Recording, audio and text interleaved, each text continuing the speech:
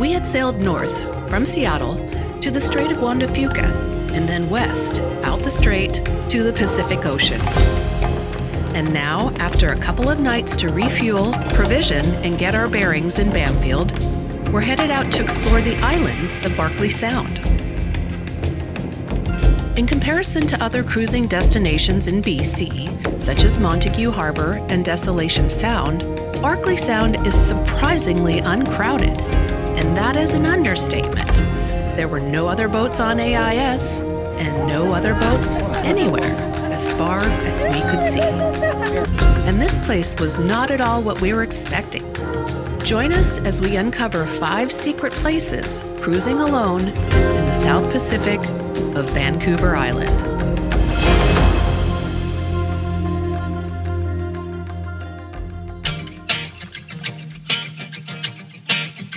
The Deer Group is a string of islands on the southern side of Barkley Sound, and we had heard that just inside of Robbers Passage on Fleming Island, the Port Alberni Yacht Club has an outstation that welcomes non-member cruisers.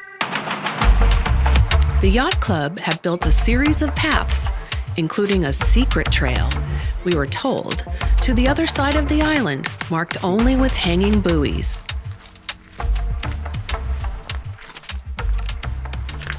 Is the trail to the other side of the island. We didn't really know where we were going, but we always found another buoy to walk towards. Gotta figure out where the trail goes from here. Oh, okay, there we go. GPS. And it was probably a mile and a half maybe to get over to the other side here.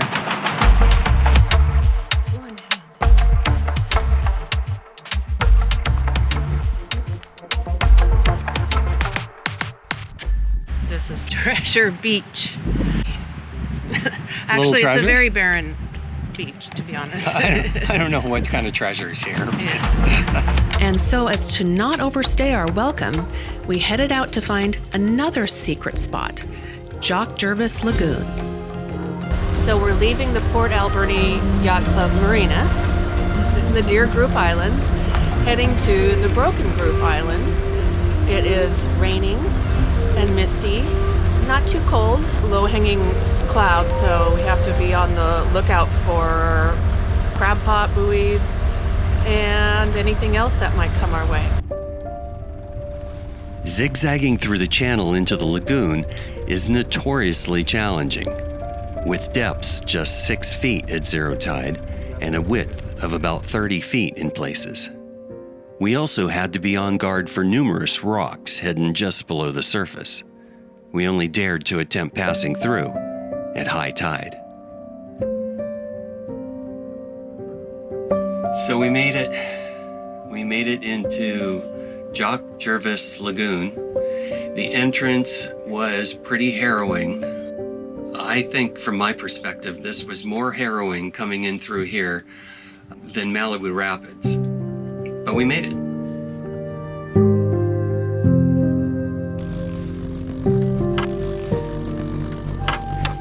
See if I can. Let's put something. Well, I don't want him to go inside No. the boat. I wonder if I can just hold him. Tired.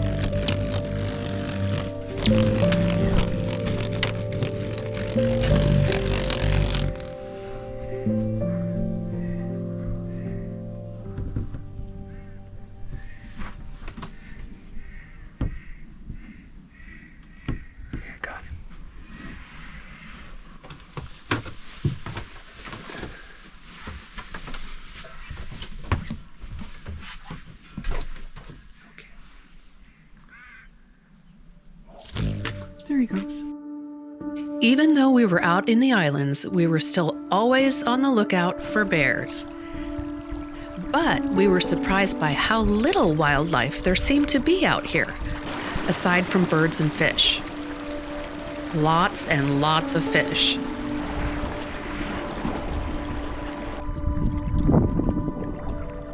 They're going so fast. Whoa!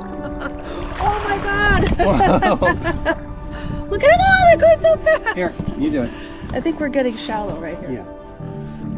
was like someone turned up speed or something. There it is.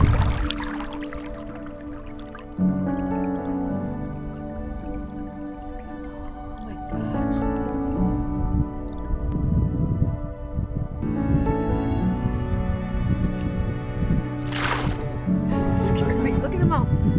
Whoa. That's wild. We gotta figure out what kind of fish they are. Baby salmon.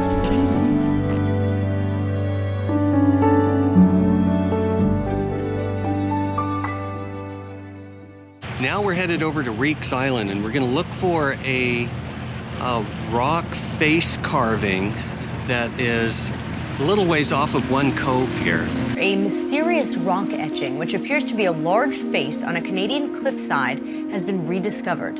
The face in the rocks was spotted in 2008 by a kayaker who was exploring the Broken Group Islands just north of Bamfield, British Columbia. It's about 40 feet up, and from the top of the cliff, it's about another 20, 25 feet down at least to get to it.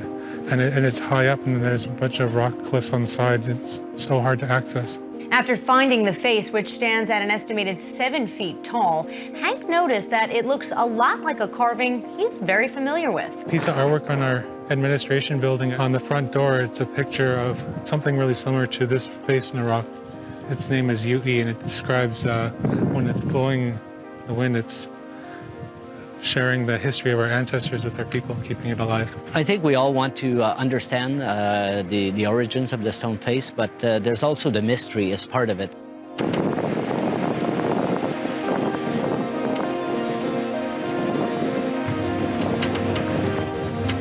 All right back in there. A little bit treacherous to go in there with the boat, but there it is.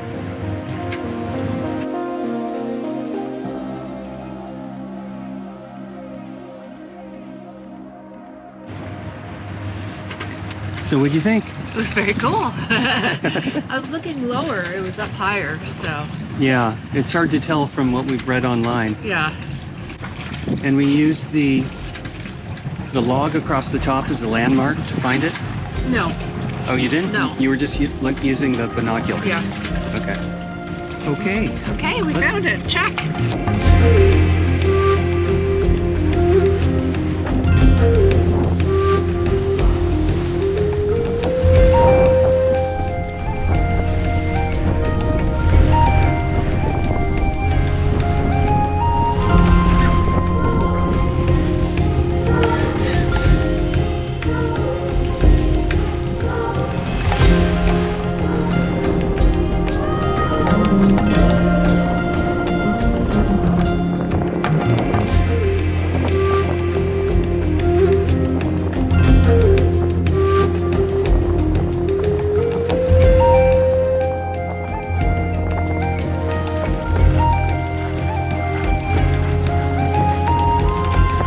Finally, after there being no wind, or too much wind, or wind in the wrong direction, here we are, sailing in Barkley Sound with 7.5 knots of wind.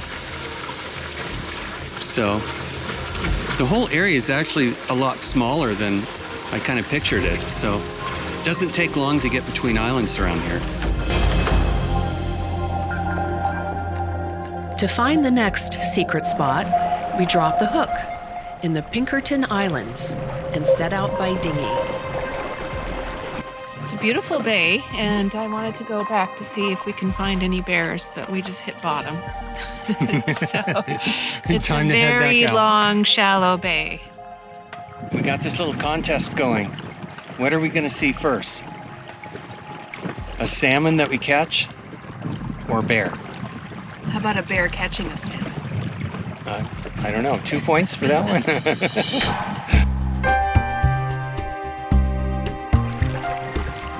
There's so many of these little waterways between all the little islands.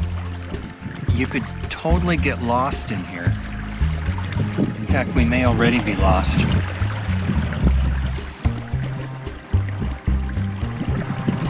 We didn't bring a map with us. so that we knew where we are. We don't even have a phone to see a GPS. Yeah, that wasn't very smart.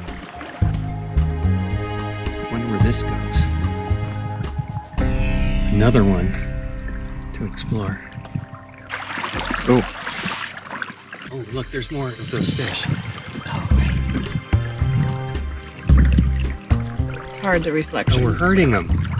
Look at that. They're all swimming right in front of us like we're hurting them. Cool.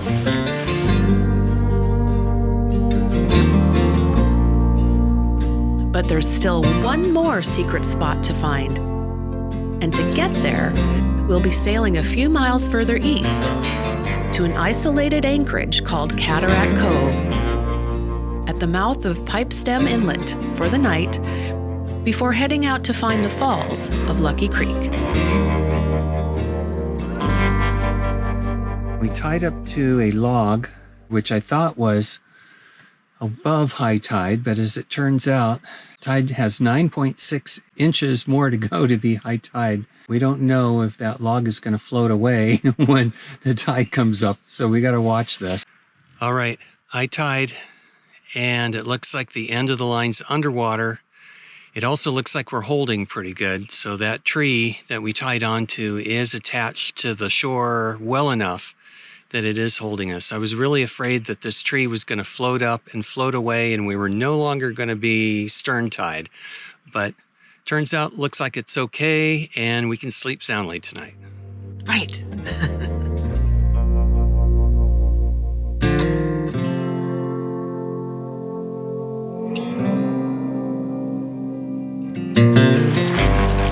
All right, it's about 1.5 miles from where we're anchored over to the falls at the end of the creek. Early July on the western coast of British Columbia. Lovely summer day. That looks like it might be a good bear spot. We're coming. Dinner time. Okay, bears. Woohoo! Here we come!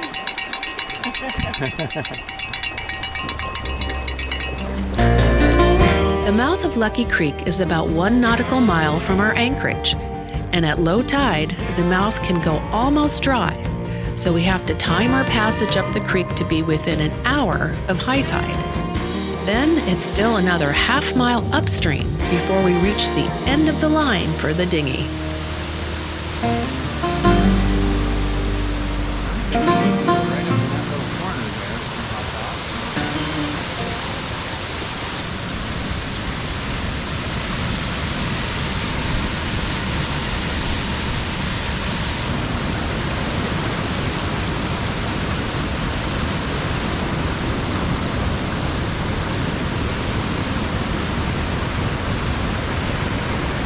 Wow.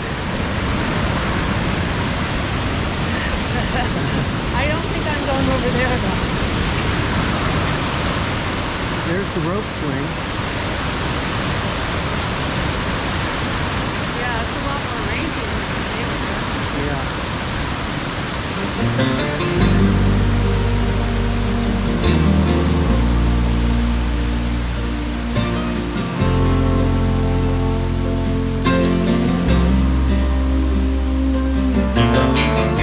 The waterfalls of Lucky Creek continue upstream for another mile or more. With less water running, there are numerous pools for swimming, exploring, and just cooling off. But today, this was as far as we'd go. And after 2 weeks without seeing another boat or any other people, it was time to reprovision as we cruised north to explore more of the wild west coast of BC's Vancouver Island.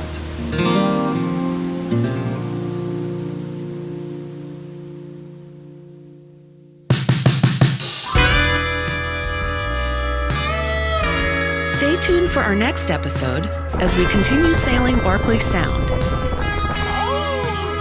and visit the west coast towns of Ucluelet and Tofino, which has us confused. Are we in British Columbia or Southern California? Click to subscribe to catch all of our adventures and follow us on Instagram at SailingSVIndigo.